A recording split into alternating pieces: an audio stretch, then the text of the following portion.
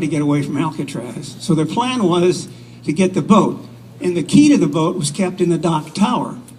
So their plan was to bring the hostages down to the dock and trade them for the key to the boat. But the whole thing fell apart when the key to the door that they needed to unlock to get out of the cell house had been hidden by the hostages. And when they realized they didn't have the key to the boat, very soon thereafter, the officers outside the cell house realized there was an escape in progress. The alarm sounded, and that was the end of the escape attempt. And at that point, the decision was made to kill the hostages because they were the only men on the island who knew what inmates were involved. And a man with a gun was an inmate by the name of Joe Kretzer, a well-known bank robber and murderer himself. And Kretzer, they had all the hostages in 2 cells, and he shot the men in the first cell. That's where my dad was.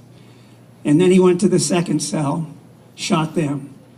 And he was walking past that first cell, and somebody said, "Hey, Joe, there's a guy in the corner that's still alive. Shoot him." And Kretzer looked in and he said, "Oh, no." He said, "That's Mr. Lageson. He's my friend. He's a good guy." Joe Kretzer and my dad were friends. And he didn't want to shoot him. But the others urged him on, and of course Kretzer was between a rock and a hard place. He couldn't look like a wimp in front of his friends. So he aimed a gun at my dad and he said, "I'm sorry, Mr. Lageson." He pulled the trigger and the gun was empty.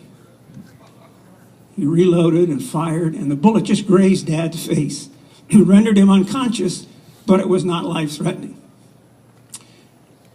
The hostages remained as hostages for about 8 hours, all of them pretending to be dead. At that time, none of them were dead. As it turned out, the next day, one of them did die. But fortunately, 8 of the 9 men survived.